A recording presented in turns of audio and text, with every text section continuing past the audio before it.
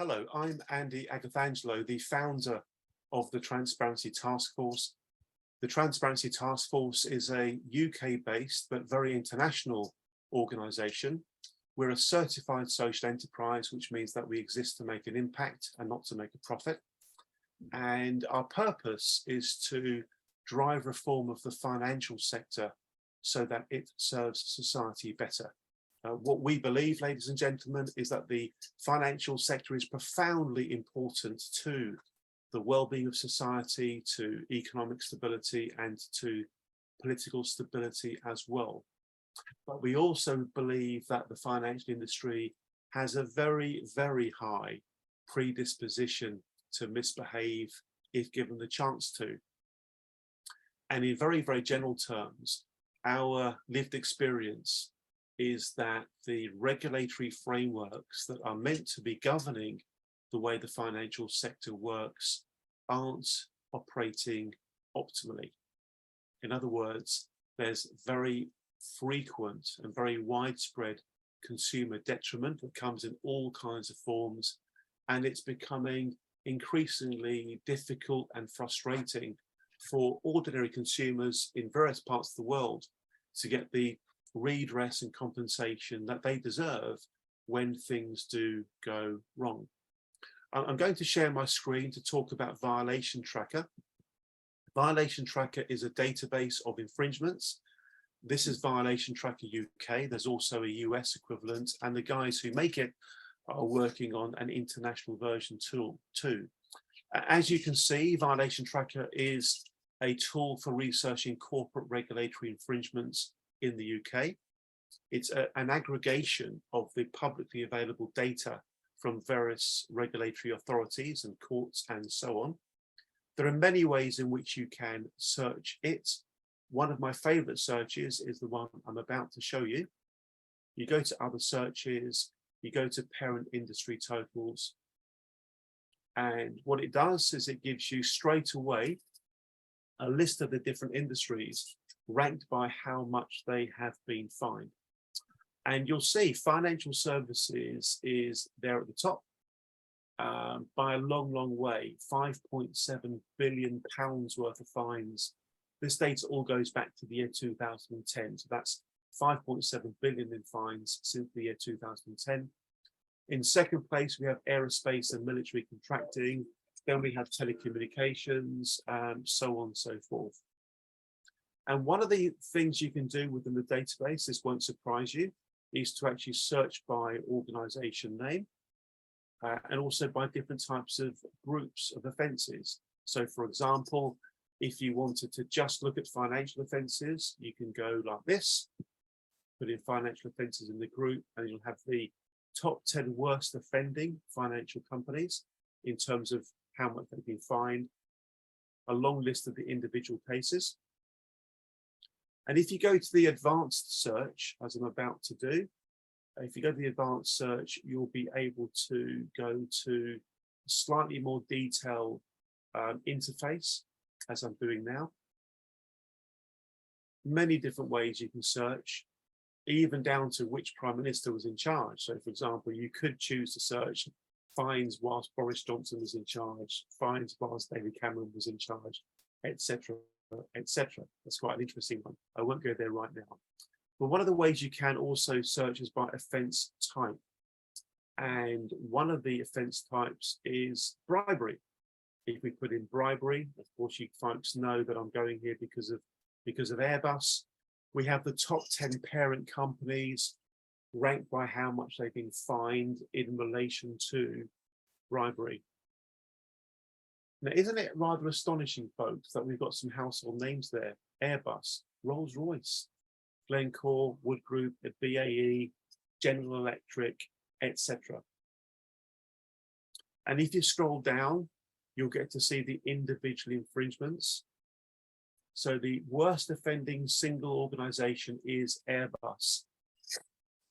If you stop and think, it's actually quite hard to get your head around this, because they were fined for one case, £991 million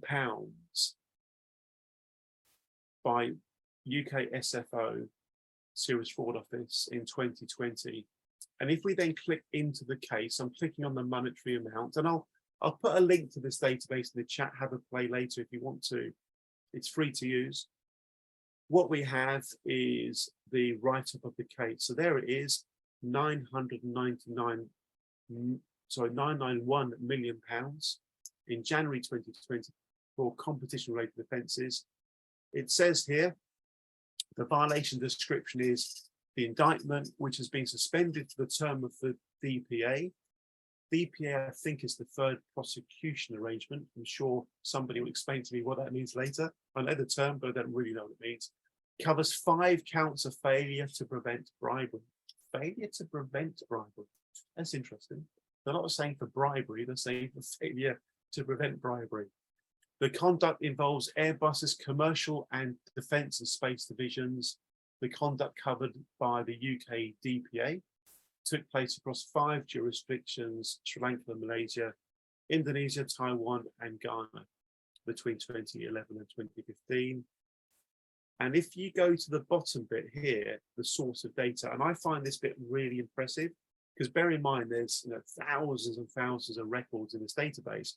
If you click here, it will take you to the original kind of formal statement about the document, about the infringements.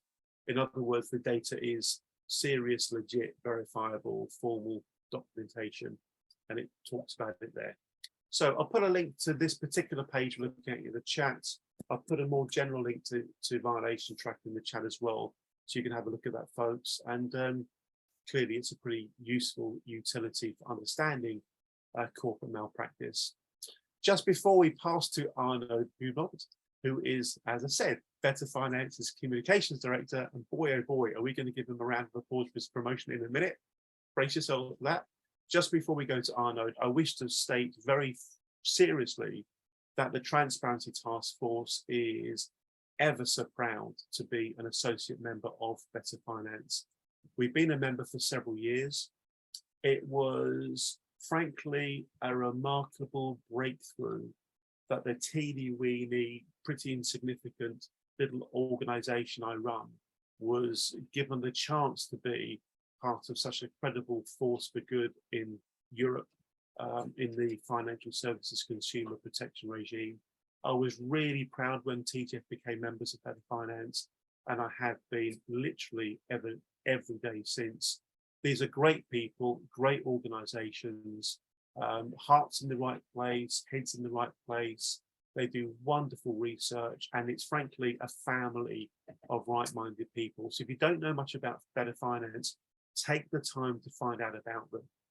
And if your organization has got any chance of being granted membership, go for it. Really, really do go for it. We're going to go to Arnaud first, but before we do, let's put our hands together. Arnaud, congratulations on your very well-deserved promotion, sir. And over to you to set the scene for this Better Finance and TGF event about Airbus. Thanks, Arnaud. Thank you. Thank you very much, Andy, and thank you for the applause. Well, it's an honor to work for Better Finance, but it's also Better Finance is extremely proud to have TTF as a member, and it's been great working with you over the last few years as well. So, well, first of all, good evening to everybody, and thank you for joining us today on this Airbus scandal case. So before giving the floor to Quirijn Bongaerts and Jan Willem de Jong, I will briefly introduce Better Finance and explain why Better Finance supports this legal action to obtain redress for abused Airbus shareholders. Better Finance is the main European-level NGO that represents the interests of individual investors throughout Europe. We advocate for European individual investors and other financial services users in various instances, such as the European Commission, European Parliament, European supervisory authorities, and more. With over 30 national member organizations, and through them, Better Finance has a reach of over 4 million EU citizens. The EU has been supporting our activities since 2012, which focus on involving investors and financial services users in the design of EU policymaking. For over 30 years, Better Finance has been dedicated to fighting for the rights of individual investors and shareholders in Europe alongside our national member organizations, such as TTF. So why is Better Finance supporting this legal action to obtain redress for Airbus shareholders? One significant issue we, as Better Finance, have identified at the EU level is the lack of collective redress rights for individual investors who have incurred damages. So we have seen cases like Wirecard in 2020, resulting in approximately 20 billion in damages, where the chances of collective redress still appear slim in 2023. Similarly, in France, Natixis Bank in 2008 abused over 1 million individual investors who are still awaiting compensation. So over the years, Better Finance has advocated for the need to create a pan-EU collective redress mechanism that does not exclude European citizens as financial consumers and individual investors, and enables them to obtain compensation for the damages incurred. This is crucial in the area of financial services, where complex products have a serious impact on the quality of life of active and retired citizens. Due to the lack of an effective redress mechanism, many financial consumers are de facto unable to exercise their rights or obtain redress. Thankfully, there is an effective Dutch collective redress framework for individual investors. Since Airbus chose to be registered and listed in the Netherlands, all European individual investors can join the Dutch collective redress legal action to claim damages from Airbus.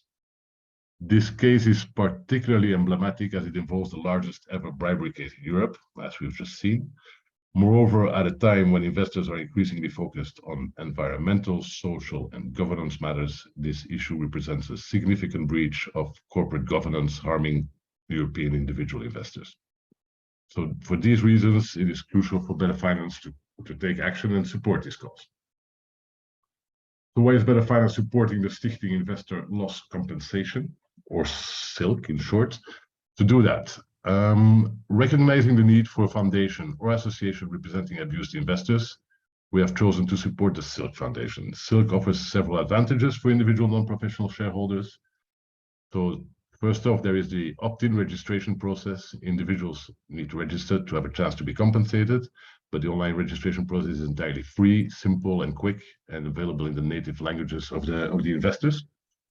The foundation also operates on a no-win, no-fee basis, ensuring individuals are not burdened with costs unless their claim is successful. And last but not least, given that individual shareholders are primarily located in countries where Airbus has significant manufacturing operations, such as Germany, France, and Spain, our member organizations, Better Finance's member organizations, promote the registration link to their members and followers. So spreading the news about this initiative. So before giving the floor to Quirin, I would just like to take this opportunity to invite individual Airbus investors to participate in the action and register via a very easy to use and self-explanatory Airbus claim registration page at airbusclaim.com. So that's it for me. Thank you for your attention. The floor is yours, Quirin. Thank you very much indeed, Arno. That's great. You've set the scene perfectly for us. Q, over to you, sir. Thank you very much. And we really appreciate you taking time out of your very, very busy schedule to come and tell us all about it. Thank you. Well, thank you, Andy and Arno. I prepared a few notes, but I did not prepare a PowerPoint presentation because the way I envisioned this discussion was that we would have a sort of open and free discussion. So also please feel free to interrupt if you would like to. I would like to start by making a few more general notes, and then especially since Jan Willem will most likely also address certain Airbus specific points, we can throughout the meeting try to zoom in a little bit more into the specifics of the Airbus case. I think the relevance of the Airbus case, of course, is it is one of the biggest settlements of its kind, but as such, it's only exemplary for what has been done in the past, what has occurred in the past, and for what we can reasonably expect in the future. Well, the use of collective redress, and particularly class actions to bring justice to companies involved in bribery and other white-collar crimes, such as Airbus, but also in other forms of corporate misbehavior. Think about diesel emissions, for instance. That's I think the topic of my introduction. In reality, initiatives like our initiative against Airbus require a sort of stepping stone, and that stepping stone generally is the intervention of one or more regulatory or prosecuting bodies. And I think the Airbus case is a very clear example of that. As you probably noticed when Andy showed the link to the underlying documents, the underlying press release of the Serious Fraud Office, it mentions the UK settlement as one settlement out of an overall settlement, which actually included 3 regulatory bodies, namely also the French and US authorities. This type of investigations and the subsequent settlements generally come with the publication of a statement of facts, because of course, if any government body decides to settle prosecution or actually defer prosecution in return for a significant payment and certain improvements within the corporate system, the systems of the corporate itself, this needs to be transparent, because the public needs to be aware of what this was all about, and then the court needs to approve settlements of this kind. And then I think it is also worth thinking about what actually triggers the initiative of a prosecuting body, such as the SFO or its counterparts in other jurisdictions. And I think in general, we can say that their work starts following certain signals. And for instance, in the case of Airbus, this was the export finance process in which it took part in relation to a very specific transaction with, if I'm not mistaken, the Indonesian airline company. And during that export finance application process, Airbus used, well, suspect data which triggered questions, and then Airbus failed to respond adequately to these questions, and that then triggered follow-on investigations and ultimately the reporting by the UK export financing company to the SFO of the issue. In other cases, this can be the work of a whistleblower, it can be the outcome of scientific research, etc., etc. But I think it is worth keeping in mind that it is this type of much smaller things and developments which ultimately trigger the investigations, which then result in settlements of this kind. Our work as lawyers in the collective redress atmosphere is then actually using the work done by these regulators as a building block for building our case. So essentially, we're the third in line. We're standing on the shoulders of other giants, and not so much giants. They can be individuals which ultimately blow the whistle. And so in a way, class actions in cases of corporate misbehavior have a follow-on character. And the same goes for many more of these of pending cases, and not all of them are public. My firm is working on a couple of them, but the ones which are public are the cases that we are involved in the emissions scandal. And the difference of litigation, type of litigation that is based on the work done by government agencies.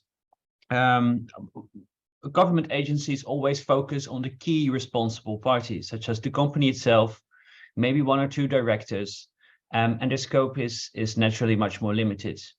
And we as litigators, with the objective to actually ultimately recoup someone's losses, we can decide to include a larger group of defendants in the proceedings. And I think that's where it becomes interesting, because we do not only hold the company to account, but we can also include directors, supervisory board members, which slept at the wheel. We can include the auditors, which continue to overlook what went on, and failed to flag these items or simply close their eyes. And I think that is what from a public perspective and from a public interest perspective adds value in terms of the work that we do. And I think this can also significantly contribute to the threatening effect of this type of litigation. So I think you, as a company, if you know that there is an issue, you can do two things: try to keep it silent, or try to come clean at some point in time. Because if someone blows the whistle, if some regulatory force gets from the starting blocks and starts working on a case of this kind, you can automatically draw your conclusion that at some point in time, many of those involved will also be embroiled in litigation.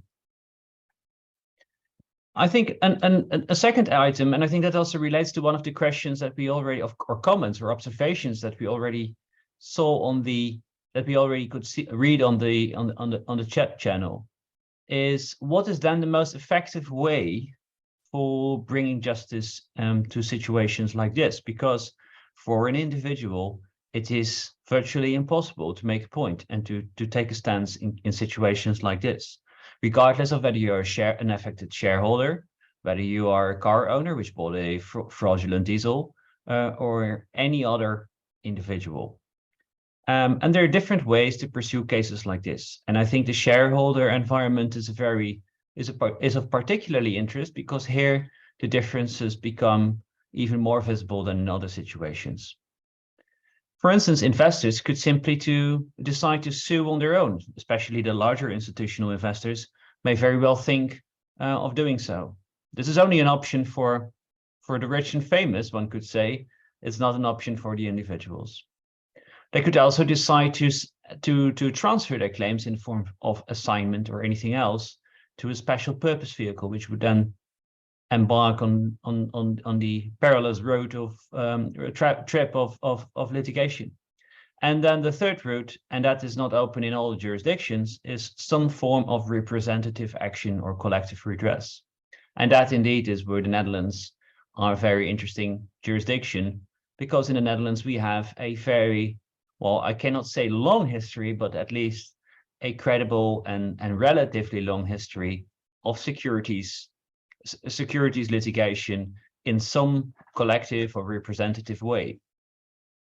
And that is something which has commenced, I would say, in the early 2000s, 2005, there have been collective settlements, which were settlement agreements, which were then approved and declared binding by the Amsterdam Court of Appeal, and the Shell case concerning its oil reserves. And then there have been the Converium case, which is less known. But several of these cases have sort of opened up the Netherlands as a jurisdiction for this type of litigation. And following these settlements, which had a international scope by nature, they were because of the recognition of settlements in the Netherlands and other EU member states, that actually triggered all sorts of securities litigation. So that brings us in the situation where we currently are.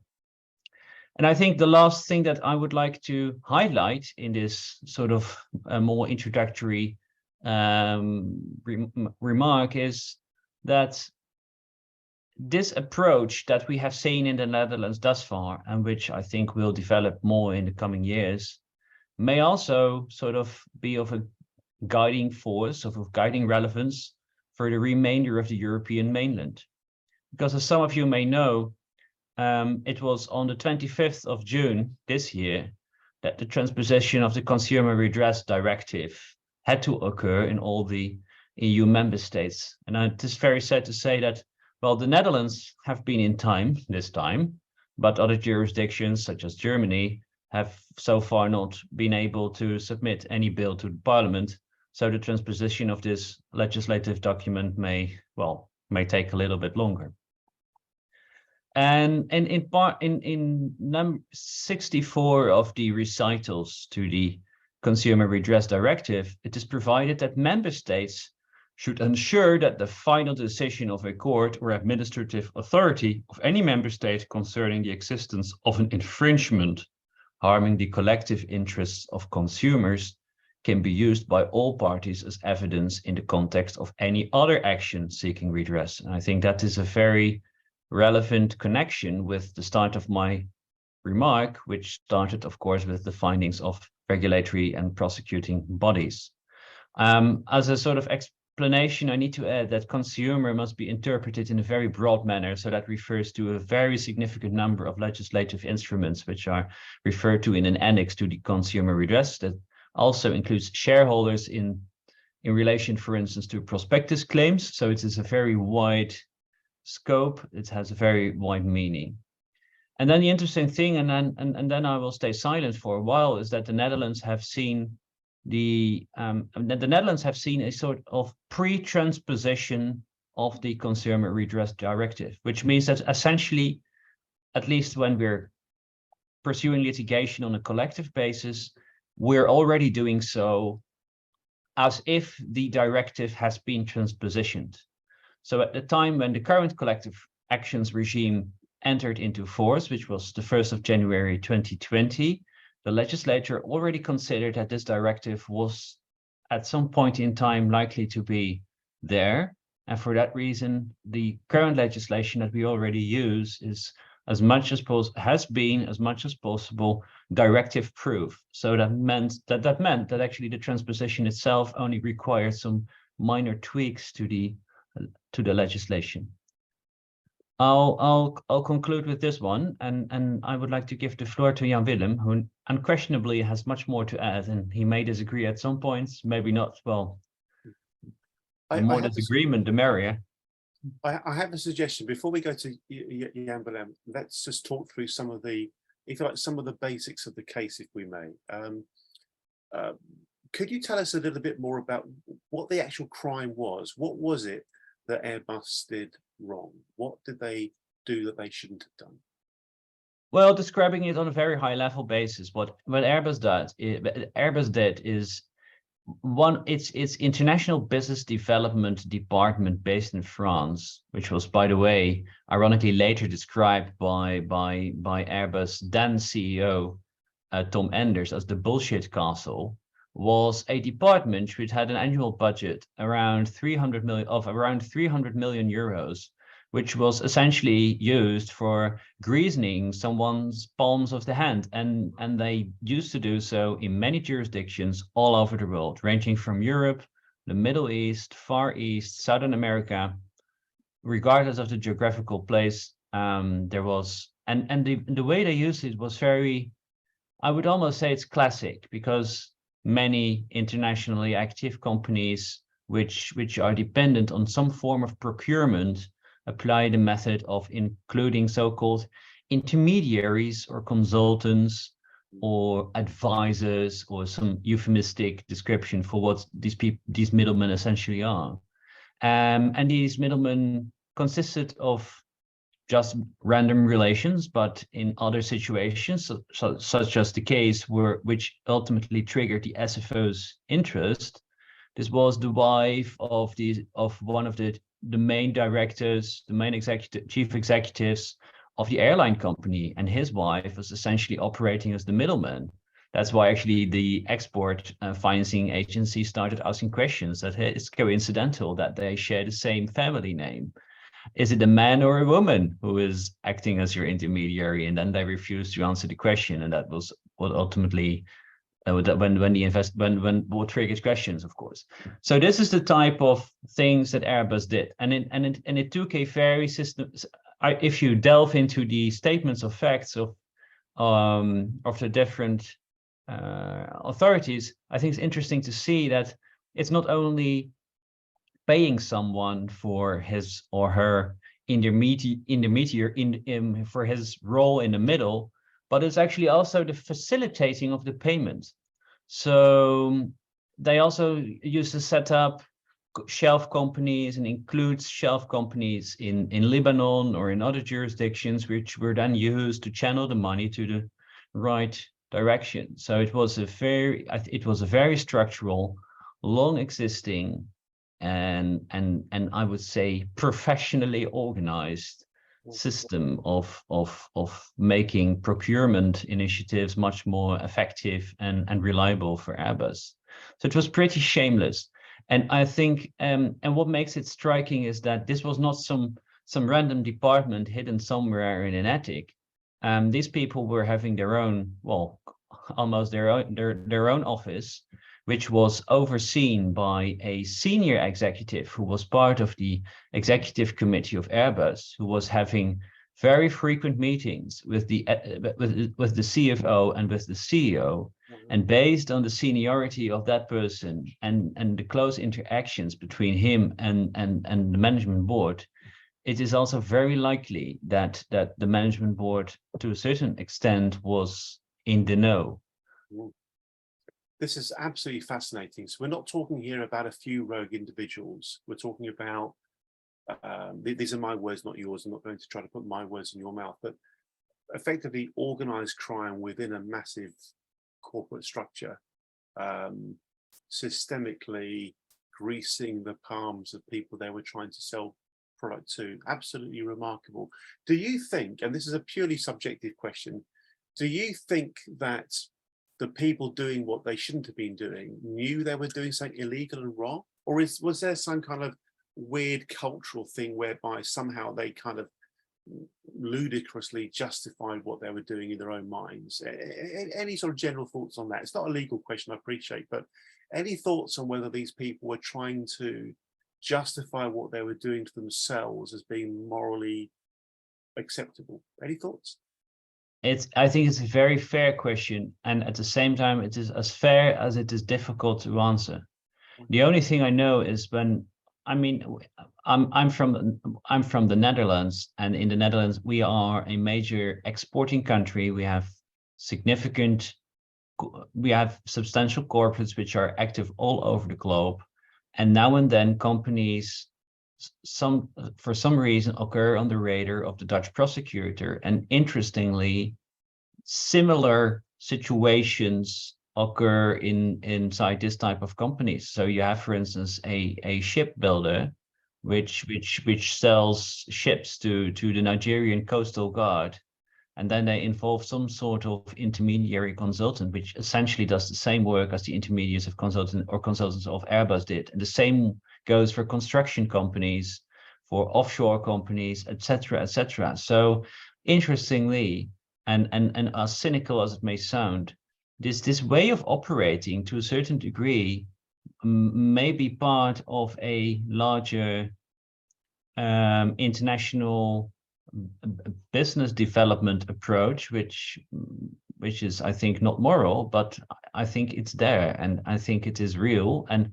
the fact that we now have companies operating under our flag, be it the UK flag, the French flag, or the Dutch flag, which have become subject to scrutiny, may not entirely resolve the problem, because there are still other companies out there which are simply not. So yeah, I find this fascinating. If you don't mind, we'll develop this point before going to others asking questions, and then we'll go to Jan Willem. I'm going to share my screen again, because I think I'm right in remembering that Rolls-Royce were done for something basically quite similar. So I'm going to go back to Violation Tracker. I'm going to go to the advanced search like I did before, and I'm going to find the offence type of bribery again. There it is. And I'm going to search on that. And before we look at Airbus, I'm going to go to Rolls-Royce, because you mentioned business development. And if we go to this particular situation where they were fined £510 million plus in 2017 for bribery, let's click on that and see what it says, because I would not be surprised if it was in the same kind of space as Airbus. I actually remember reading this about this in the papers. The agreement with the company followed the SFO's 4-year investigation into bribery and corruption. The indictment covered 12 counts of conspiracy to corrupt, false accounting, and failure to prevent bribery. Same phrase, interesting phrase that. Failure to prevent bribery. The conduct spanned 3 decades, good Lord, and involved Rolls-Royce's civil, aerospace and defence. Is that interesting? Aerospace and defence again. And its former energy businesses and related to the sale of aero engines. Yeah, the sale of, is again that same kind of business development-y type stuff. Plain English, corruption will give you backhanders, is my words, not anyone else's. we'll give you backhanders of some kind if you buy our product, which presumably means the product sold at a much higher price than it should have been, which ends up being translated and everyone having to pay more for their airfares than would otherwise have been the case, presumably. Any sort of general comments on that, Q, before we go to others for comments and questions? Thank you. No, not particularly. I think you highlighted again that not about the failure to prevent bribery. Yeah. I think it is. I'm not sure if it for the work we do in our cases. I think the distinction is not really relevant whether it's bribery or prevent bribery, because for us the claims are mostly based on the lack of adequate disclosures and misreporting, essentially. So if you say everything is great and in order, and meanwhile you're conducting some sort of malpractice, that makes no difference for us as securities litigators. But to look into the underlying behavior, I think there may be several explanations for the prevent issue. I think first of it, one is the essential bribe is probably paid by the intermediary. So that person may somehow be used as a sort of scapegoat for that. And the other thing is, it's probably easier from a criminal law perspective under UK criminal law, but I'm not sure about that, but I can imagine that is the case, to pursue a criminal prosecution in relation to the absence of certain safeguards and the absence of adequate follow-up. Someone is Richard. Yes, Richard's got his hand up. Well, thank you very much, Q. It's been fascinating so far. I'm sure everybody's appreciating this. We'll go to Richard and then to anybody else that has any comments or questions to put to us. Thank you, Richard. Okay, can you hear me? We can, thank you, Richard. Okay, that's fine, yes. No, I used to work for Airbus. I used to work in quality assurance, and I used to be an auditor. Or at least I was working for the audit department. And absolutely, it was an open secret that all sorts of shenanigans went on, and they were clever enough to cover it up. So that, yes, in law, there is a subtle difference between preventing an act and actually committing an act. And I know from my own experience, from my dealings with the Financial Ombudsman Service, which is a related issue, but separate issue, is that lawyers, they will always find a nuance of the meaning of the word to hide the facts. But I can say, within a context of privileged communications we have now, absolutely, it's an open secret that there's all sorts of bribery went on. It was absolutely necessary to do business in certain countries. That's a really that's a fascinating statement, Richard. I'm going to take you back on this. So you're saying, if I've heard you correctly, it was almost necessary to do business in certain countries. Elaborate on that point. Help us understand why you feel that to be the case. If I'm now sort of quoting, well, not quoting, directly from people who were working for the third-party auditors. This is the ISO 9000 standard. Though within the aerospace industry, if you work for Airbus, it's called EN 9100. If you work for the defense sector, it's called AS 9100. It's American owned, but it's the same standard. It's owned by the ISO 9000 standard. And I was writing a quality management system. So I was actually discussing with the auditor, from the third-party auditor. I had to convince this third-party auditor that the quality management system I was writing for this aerospace company, what's a company that supplied aerospace products, this wasn't Airbus at the time, I had to explain to him why I believed the quality management system I had designed complied with the ISO 9000 standard. And he was telling me that when he went to do audits in various countries, which I shan't name, but he was offered bribes. Things like he was taken to strip clubs, all sorts of things. And there's also the difference between what is acceptable in the commercial sector and what is acceptable in the public sector. Now, the public sector rules for bribery are very strict. The rules in the commercial sector are very loose. Interesting. This is a really fascinating topic. Thank you so much. Let's go to anybody else that would like to come in with a comment or question here before we pass over to Jan Willem. So please do. Mr. Martin White, please take a moment, Martin, to introduce yourself. Tell everybody a little bit about AXA, because I want the guys to know that you're part of an organisation. Okay, okay. Sorry, I've got no video right now. I can't put it on just at the second. We were founded in 1992 to represent the private investor in the UK. We've evolved, we still do that.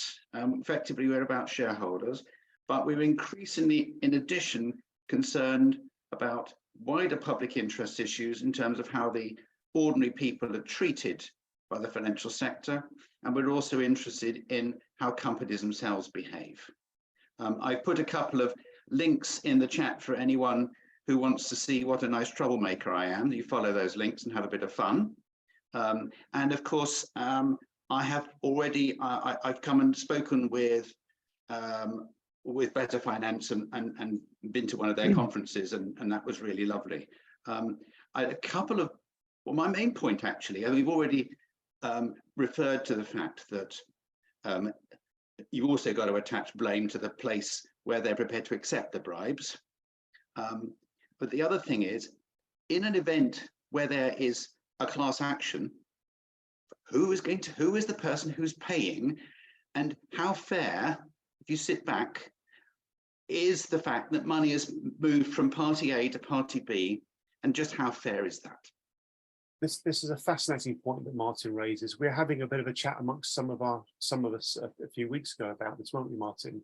So what Martin's basically sort of talking about here, folks, is so if Airbus gets successfully sued, Airbus is going to end up paying the fines or the redress, whatever it is, and therefore that's going to come out of the shareholders' pocket. So have we kind of got one generation of shareholders paying for the redress for another shareholder, another group of shareholders? So is it a case of money kind of moving its way around? Do you want to elaborate on that a little bit more? Because I'd love to get both Q's and Jan Willem's thoughts on this. Thank you. I would say that this is really all about making money for lawyers. In my day job, I'm in the insurance business, and we see claims. They're not inappropriate claims. We see claims against various parties, and the sort of things I'm thinking about, the lawyers get, would you believe it, wait for it, 40% of the compensation. It's absolutely unbelievable. Well, that's America. I don't know what the rest of the world's like, but America's shocking enough for me. Thank you. It's really, really interesting. Presumably, along with that percentage goes a whole load of risk in case they don't necessarily win. But that's a matter that Q, I'm sure, and Jan Willem will talk about. Tell us about your insights on this particular matter, Q. You know, this idea that one bunch of shareholders are basically putting money in another bunch of shareholders' pockets. Tell us about that. Yeah, well, of course, I think the point that you made, the last point that you made, Andy, is a fair point.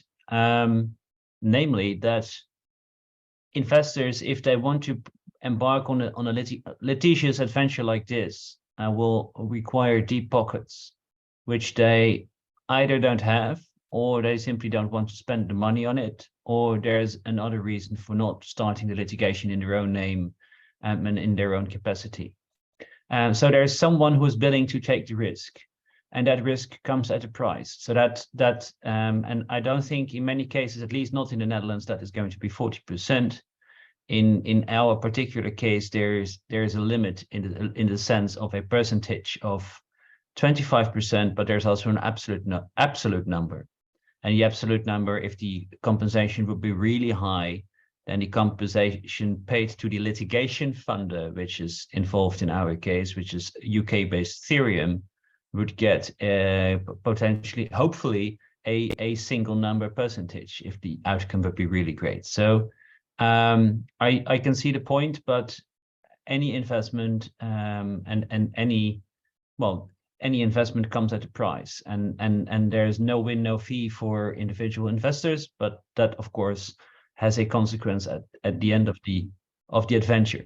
The second thing is, and that is essentially the point Martin makes, is that this is essentially litigating against your own wallet. And that is an almost classical defense raised by defense counsel and corporates. They're saying it's only nice for the lawyers and, in our case, litigation funders, because in the Netherlands we can't work on a full contingency fee basis. And for that reason, we're essentially serving someone else's interest. I don't agree with that for two reasons.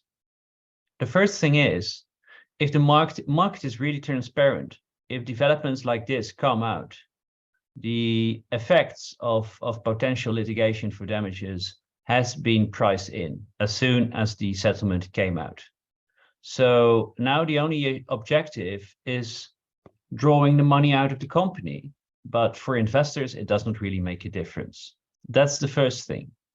And the second thing is, and that is a non-monetary argument, is that if we do not take any action like this, then directors and officers and everyone else will just walk freely and can let it go and get away with this. So I think we are a sort of necessary evil in putting it like that.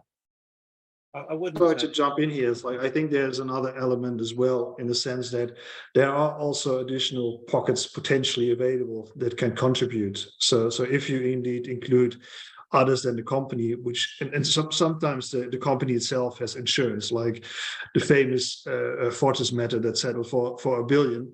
Like a significant amount of the money came from insurance, which only can be unlocked if you litigate, and that's not the money that is sitting with the company and can be, well, influence the share price. So it is, and I fully echo what Quirijn has said. Like, if we're not going to do this, companies just get away, and then like the harm for the wider group is even more significant. So I see the sentiment, particularly if you look at the US, saying like, well, these lawyers in any event fare well, because regardless how that matter unfolds, they go home with something.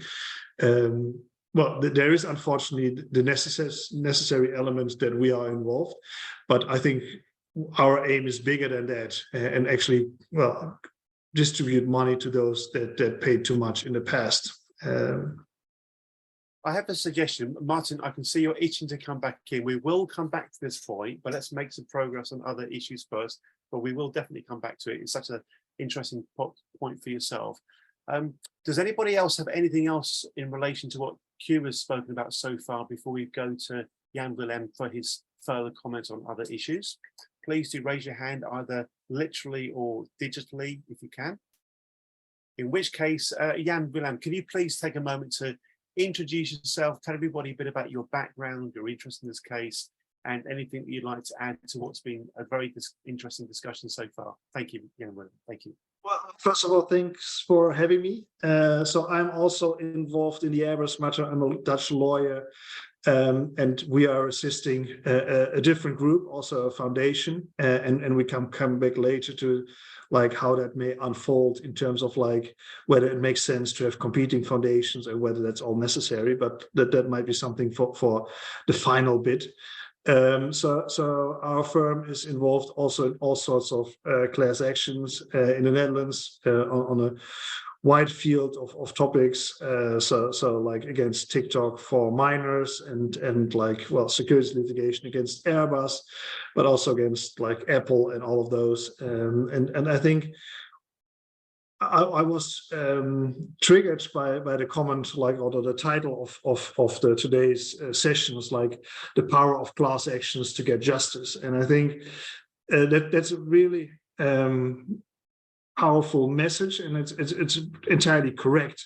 And I think that's also true for the securities space, and that's certainly true for smaller investors, retail investors, because as Quirijn has said before, the really gigantic institutional investors, if they want to have their day in court, they will succeed and they will find counsel to represent them, and they can pay all of that.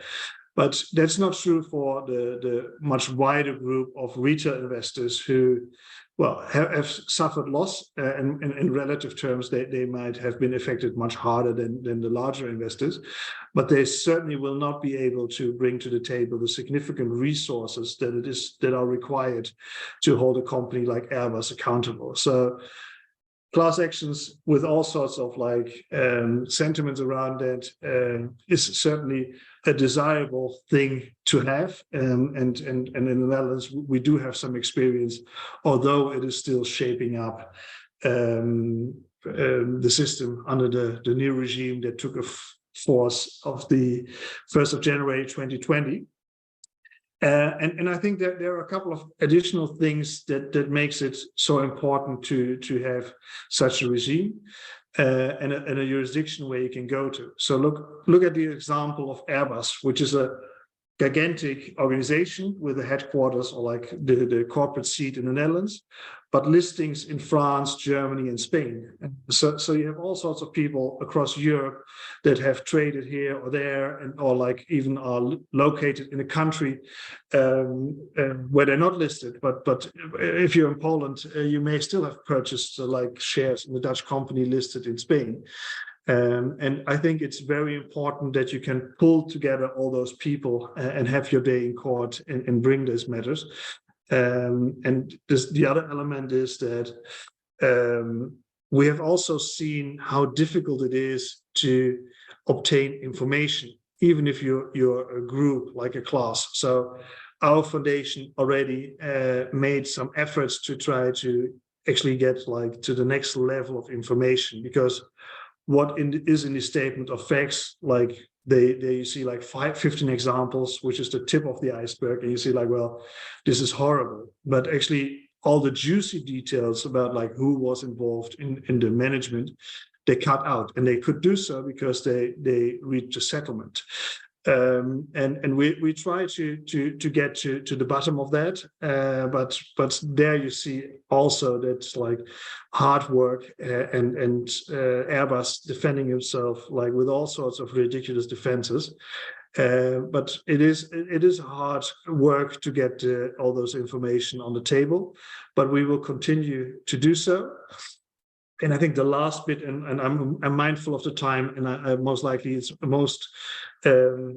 most fun for all of us just to have an open conversation instead of another lawyer speaking too long about the legal aspects of his own home jurisdiction, is that I think that obtaining damages in these kind of matters is only viable for the wider group if you launch litigation as a class, apply some pressure, and then have the defendant come to the table and say well, I really also want finality and get over this.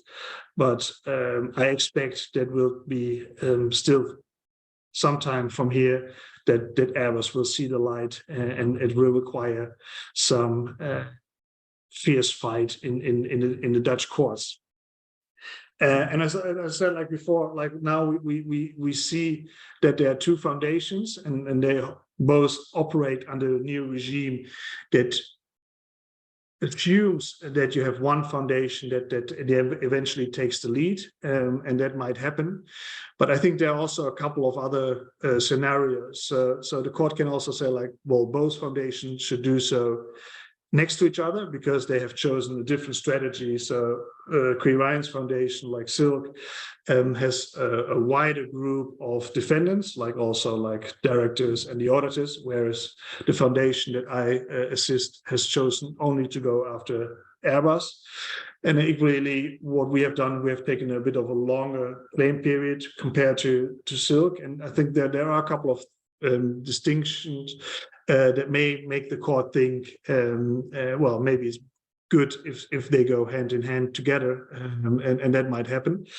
And the alternative is that we also have seen that in matters that the court actually have said well, actually we think the old regime applies, and there you do not have this appointment of an exclusive representative, and there you would also see that both foundations need to find ways to cooperate and fight together against the good cause against Airbus. So we will see, I think, by early next month what it will be. But in the end of the day, we are all aiming the same, and that is namely holding Airbus accountable for the wrong in the past. Yeah, Willem, that's all very, very interesting indeed. Martin's put some fascinating points in the chat, which we will be coming back to, Martin, I promise. I have a few relatively straightforward questions for you, please, Jan Willem. You touched on the idea that Airbus have put forward some rather spurious defences. Could you tell us a bit about this? Just curiosity, really. How are they trying to justify the position that they found themselves in? So what we have two litigations on tracks, and in one we have launched a discovery application saying like, well, we want to get access to like certain internal documents that tell us more by when was the management board aware of the facts, and that's like for us. I mean, there are two options. Either they were directly involved themselves, which would be horrible, and I think the end to it. But also if they were not involved themselves, but they should have known, and some moment in time they knew, and in our perspective, they did not inform the market in time and adequately. And like the responses that came to that is like basically every legal argument you could think of, like about privilege, and French law would block like any distribution of information, and so they brought forward defenses under 4 different legal systems, and like obviously they have the resources to engage with lawyers there to make our life miserable. So it tells you like the last thing they will want is that there is like more information on the table that sheds more light on what has gone wrong in the past. Fascinating. And one further question: could you please, excuse the dogs barking because someone's come to the front door? Could you please tell us the basic differences between class actions in the US compared to in the Netherlands? And could you explain the difference between opt-in, opt-out, just so we've got the basics clear in our heads? Thank you, Jan Willem. Thank you. So I think the main difference, I think there are 2 differences that stand out. On the one hand, like what you can claim, so the means or like the potential risk of being subject to a class action in the US is like significantly different, because there you have like all sorts of damages that can be awarded, which are very unlikely to be awarded in Europe. So for that reason, like if the company sees like, well, this is going to trial and there might be a discussion about damages, they are much more eager to come forward and settle it right away. And I think the other bit is like what we discussed before, like in the US, law firms can assume their own role and take the risk of running it, whereas we in the Netherlands need other parties that only will put their money into an action if they really see like the merits to it. And I think that means that we do see less litigation compared to the US, because there's like less money available for like all sorts of claims compared to the US.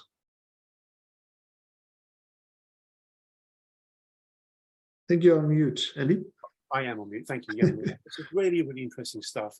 And before we go to the ultra interesting topic of personal jeopardy for the people in charge, which is effectively what Martin's been talking about in the chat, I think that's a fascinating topic and we should go there. Does anybody else have any other comments or questions for either Q or Jan Willem before we go to that particular matter?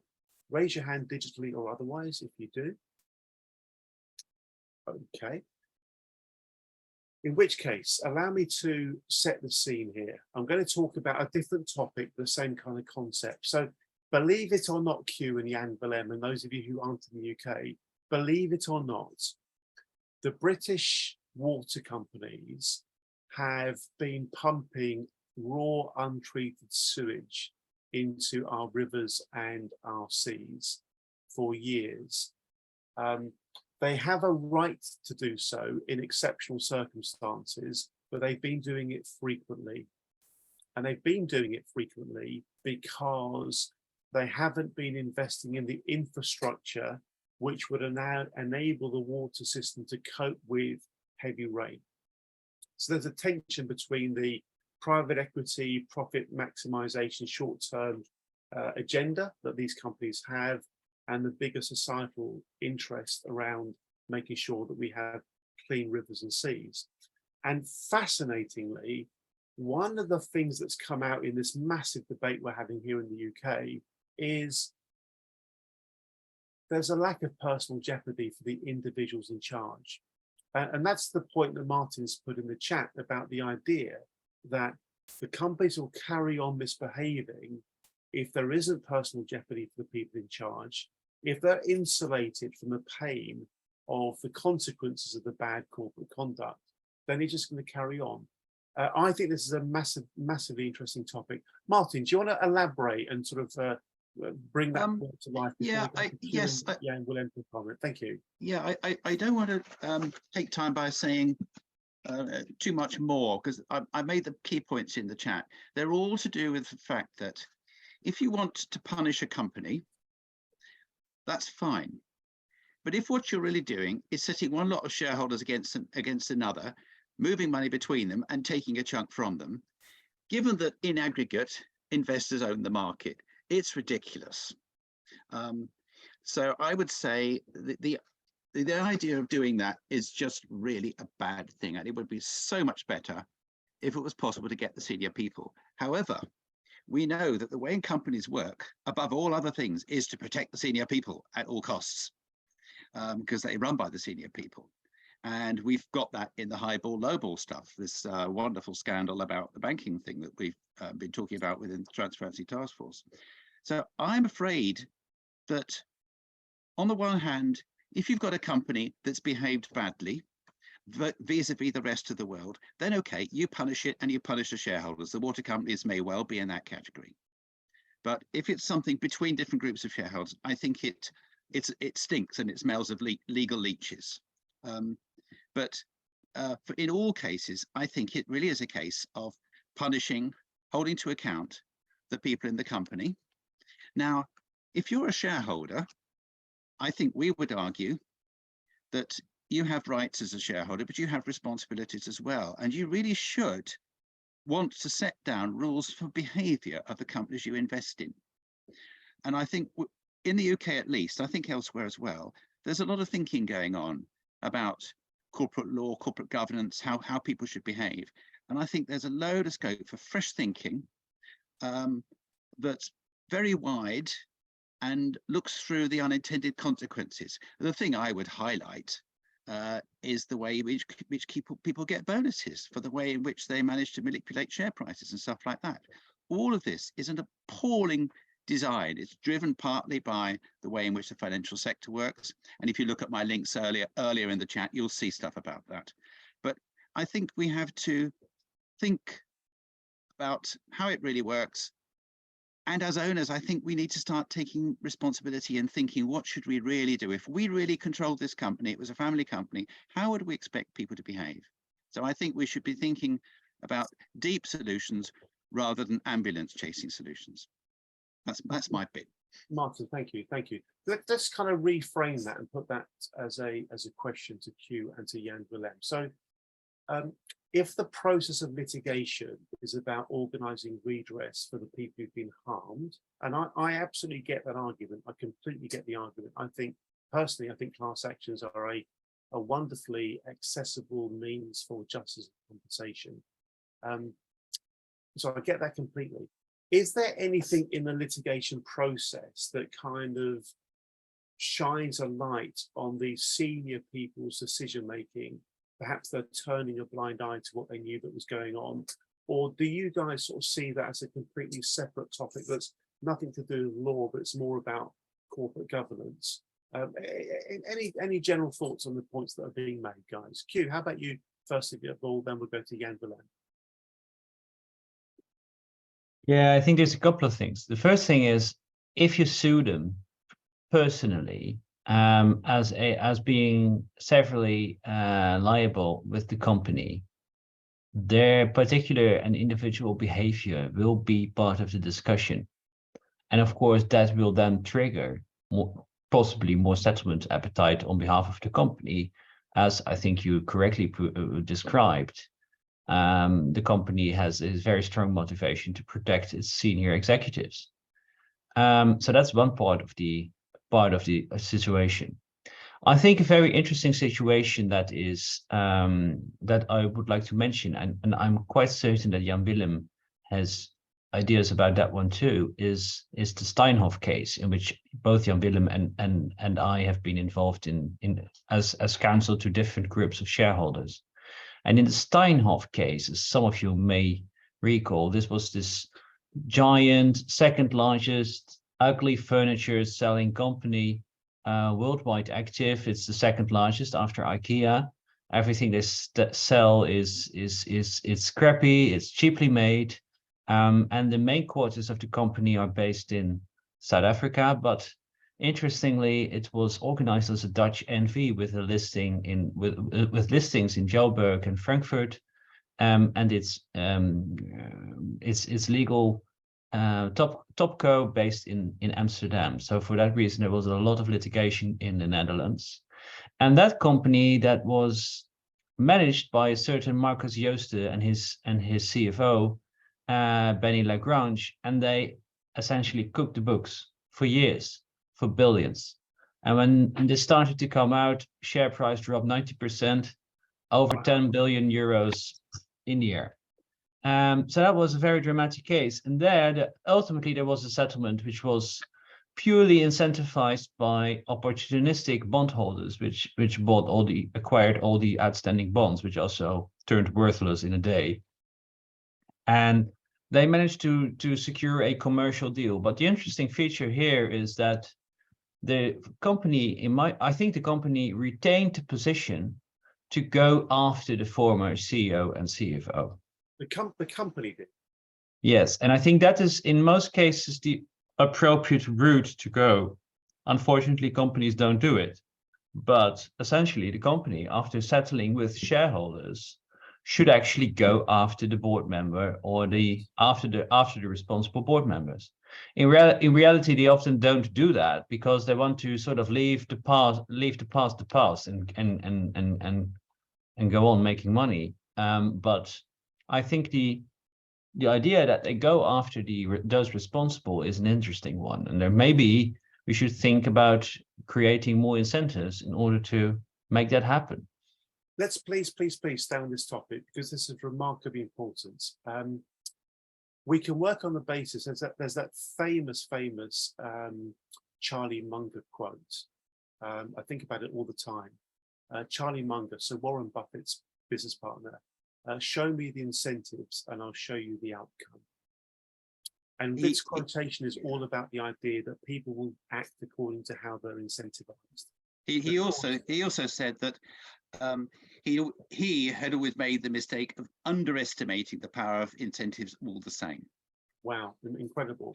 So if we work on the basis that people will do what's in their interests, which kind of makes sense, whether the motivations are carrots or sticks, if there was somehow a way to encourage class actions to more typically include an element where, yes, the company's being sued, but there's recognition that companies are made of people, and the people at the top either did something bad or probably turned a blind eye to what they knew was going on. But we see that pattern all over the place. A classic example that comes to my mind is Wells Fargo Bank, where the senior people in Wells Fargo were getting a huge amount of money through bonus payments linked to share price. Share price was linked to the number of accounts being set up. They were basically running this bank where false accounts were being created to keep the stock market analysts happy, to escalate the share price, and that translated into massive bonuses. And it's obvious from the analysis of the case that they kind of knew what was going on. How can we turn class actions into a powerful corporate governance reform agenda? That would be really exciting for me. Q, any particular comments on that before we go to Jan Willem for his deliberations on this as well? No? Let's go to Jan Willem. I'm really keen to get your thoughts on this as well. Thank you. I think what it a bit boils down to that you would indeed need a legal action that I think exist in the US, but not here. And that is like a derivative action, and that you as such like assume the role of the company and put yourself in the shoes of the directors, like, well, this company is going in the wrong direction, and we urge you to do something different. So what can happen is like that you see there's an entire breakdown of good governance, and you're like, well, you're selling like all sorts of products to minors. That should not be the case. That the court says like, well, we see that, and that in the event eventually the company is forced to a different conduct. But at least in the Netherlands, because that's what I know, is like that is like not really possible, because the idea is what Quirijn has said, like it must be the company itself that would go after itself. And obviously what you see, that never happens until the moment that a company goes bankrupt and there comes a bankruptcy trustee and says like, well, this is entirely awful, I'm going to solve it. But actually then it's too late, because then you're in an insolvency position.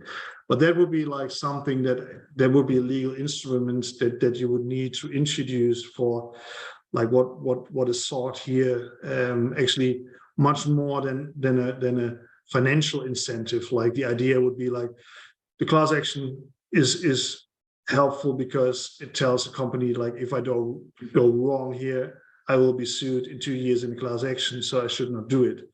And that might work for some, and often it will not.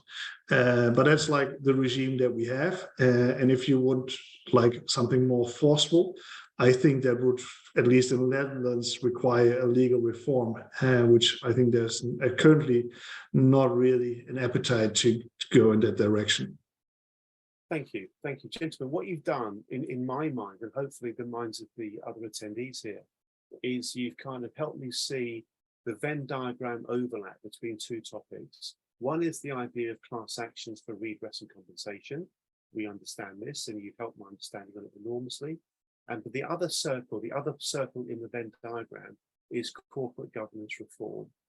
If we only have the first circle, but not the second circle, there's every reason to think that the issue is going to keep coming back time after time after time. And the question that's going to be left sort of hanging there is, what could be done to encourage the idea of there being greater personal jeopardy for senior people who are actually either the cause of the problem or who failed in their governance, stewardship and oversight roles in preventing the problem from getting out of hand. Fascinating stuff, gentlemen. I'm very proud to say we've got Jelle Benner-Haneke here with us. We know Jelle through Better Finance, and I'd love to get your general kind of corporate governance take on these sorts of issues, if you wish to. But first, we're going to go to Martin White, who once again has raised his hand. Martin, back to you. Yes, when you start talking about punishing executives, the instant question comes up, yes, but you won't get any executives. And all companies will leave the UK, or stuff like that. Those are partly true. But I think, as well as this question of punishment, and I do feel class actions which aren't just shareholders that are fighting each other. But I think we do need really fresh, open-minded, start from first principles thinking about corporate behavior, what we would want to see in corporate behavior, and then look carefully at the way in which things are constructed. And what we will find is the structure amongst incentives and everything else is actually, it has the effect of almost failing to permit good behavior. You can't permit well and operate within the system. If you're lucky, you've got a company that's controlled by its founder, who keeps control and is a decent person, and it's all fine. But as soon as you start getting the pushing around from the traders up above, it all goes a bit horrible. I think of it as a tragedy of capitalism. A tragedy of capitalism. In the notes for today's event, we made reference to the idea of bandit capitalism. And it may well be that Airbus and others like it have been guilty of what we are describing as bandit capitalism. Just before we invite Jelle to speak, if she would like to, there's no compulsion. I don't want to put you on the spot. I want to share my screen. We talked about the problems with the water companies, and gentlemen, Q and Jan Willem, I'm referencing this because it's such a big debate in the UK right now. So this particular article is about the idea that the Environment Agency, the main regulator for the UK's water system, is now basically saying that it wants the bosses jailed for serious environmental crimes. And that's quite powerful. It's not coming from a tabloid newspaper, it's actually coming from one of the actual regulators. This call for personal jeopardy, for personal punishment, for want of a better phrase. I'll put that in the chat. I'm doing it now. And there's another really interesting dimension to this particular case. In fact, this week, tomorrow, I think it is, a law firm in the UK, the Good Law Project, which almost has a kind of social agenda about it. I'm not doing an advert for them, but they definitely have some kind of a social agenda about them. They are making use of something called, and I've never heard of it before, the public trust doctrine, which is some very, very old rule, some ancient rule, to actually, hopefully, call these water companies to account. I'll put that in the chat as well in case it's of any interest to anybody here. Can I invite, if you would like to, Jelle, to please take a moment to introduce yourself, explain your role within Better Finance, and if you wish, share with us your thoughts about the, if you like, the corporate governance deficits that seem to be at play when organizations like Airbus do such egregious things. Jelle. With pleasure, Andy. Can you hear me? Yes? Perfectly well. Yes, we can. Thank you. Wonderful. First of all, let me introduce myself. I'm the current president of Better Finance, our European association of national investor associations, seated in Brussels. At the same time, I'm chief managing director of the German shareholder association, DSW. And Andy, I was a bit late, actually, to be honest, but I followed this great discussion. I think it's highly valuable. And I'm kind of, you know, torn between two positions. At first sight, I really liked the position of Martin, who basically said, well, we shouldn't go via share actions against the company because it's the shareholders' money. So absolutely convincing. I think that was always the position of our German organization too. But actually, when we look to the US and see how these class actions work, and then we look to the Netherlands, and again, we see this, these settlements do work, then I believe we are wrong in Germany.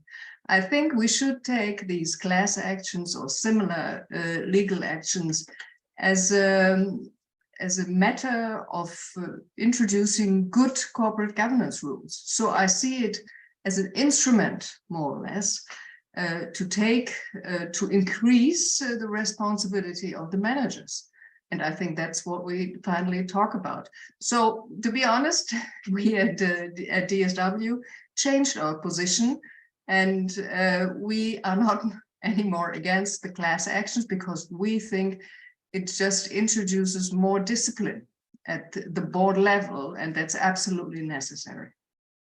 Thank you very much indeed, Jelle. You're making me think about a man that we really admire within the Transparency Task Force. His name is Jerry Schlichter. He runs a law firm in St. Louis, USA, called Schlichter, Bogard and Denton. He's a remarkable man. Let me just briefly explain why I'm mentioning him.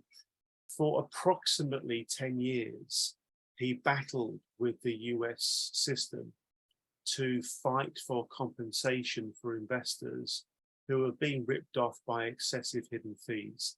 And he quite literally put everything on the line, his house, all his money, everything. He was the classic pioneer, no win, no fee person with an incredible sense of belief and purposefulness about his work. And it was really, from my personal point of view, it was really through the work of Jerry Schlichter that I started to appreciate the power of class actions as a way to give justice to the masses, you know, relatively cheap, low risk. If without it, what else can you actually do?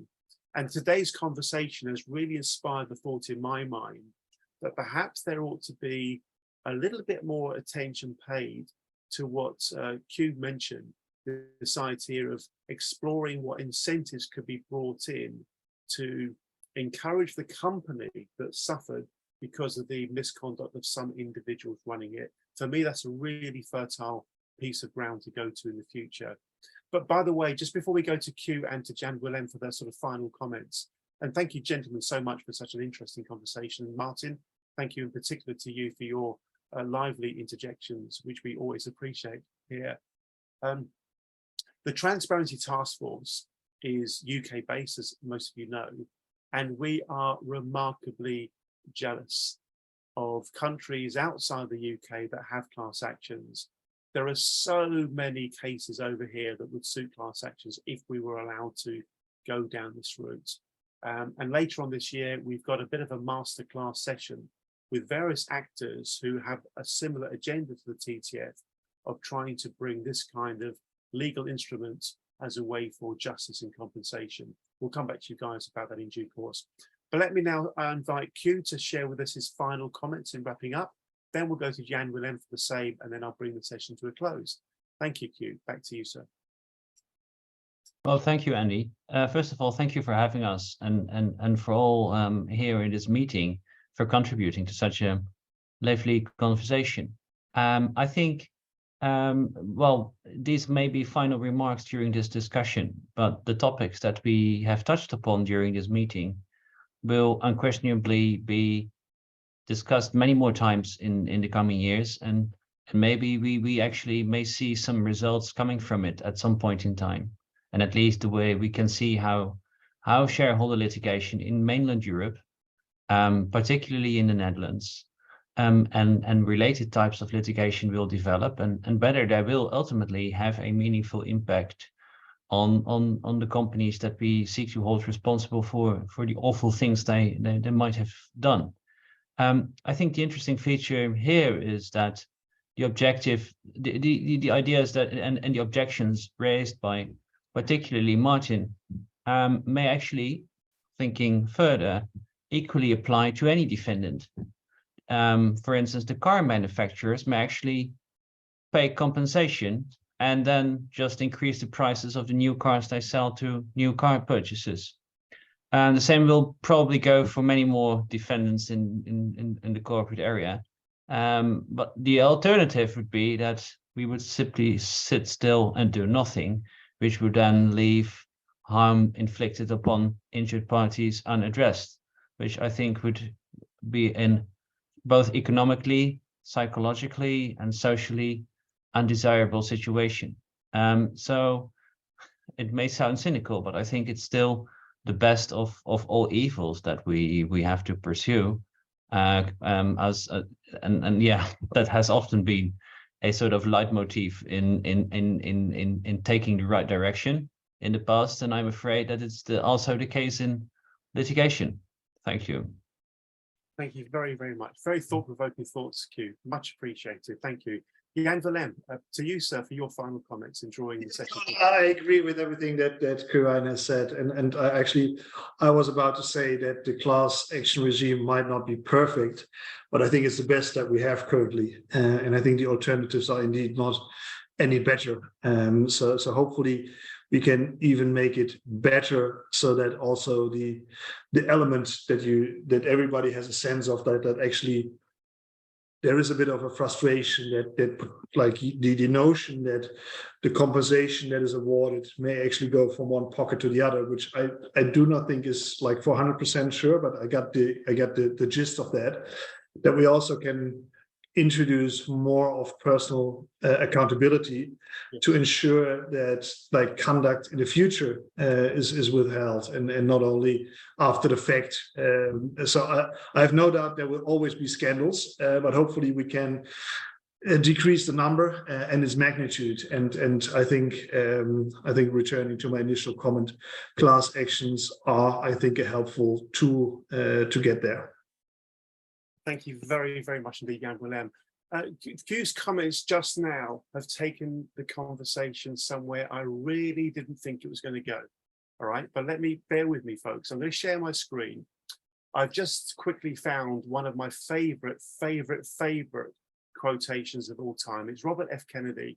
And I'll explain the context. I just quickly found this online. I'm very familiar with it, but I've just quickly found it online. Let me read this out to you. Okay, so this is Robert F. Kennedy in, I think it might have been 67, I can't remember. He says, every time we turn our heads the other way, when we see the law flouted, when we tolerate what we know to be wrong, when we close our eyes and ears to the corrupt because we are too busy or too frightened, when we fail to speak up and speak out, we strike a blow against freedom and decency and justice. Robert F. Kennedy. Those thoughts, ladies and gentlemen, are very, very, very much at the heart of organizations like the Transparency Task Force, like Better Finance, like UXA. The basic belief that if something is wrong, we must stand up, not stand by. We must speak out. And until Q said what he said, I hadn't given a thought to what I'm about to say. I think we all collectively owe a sincere debt of gratitude to whoever the we'll never know who they are people within Airbus that actually have the guts to speak out. Think about it. They spoke out to get the truth out into the open against an organization that was very big and very powerful, where this kind of malpractice was clearly in the DNA of the culture of the organization. But hey, they have the guts to speak out. And on that basis, I think that as well as thanking Q and Jan Willem and Martin and Arnold and Jella for their contributions today, when we put our hands together to show appreciation for all our speakers, let's also simultaneously give a bit of thought to the brave individuals who have the guts and the courage to do exactly what Robert F. Kennedy would have wanted them to do. Let's put our hands together and show our appreciation to our speakers and the whistleblowers. Thank you all very, very much indeed. I didn't think we'd end up with a piece of social philosophy at the end of the session on class actions, but somehow we found ourselves there. Thank you all very, very much indeed. It's been a pleasure hearing you guys speak. Thank you. We'll wrap it up there. Cheers, guys. Bye-bye. Good night all. Good night.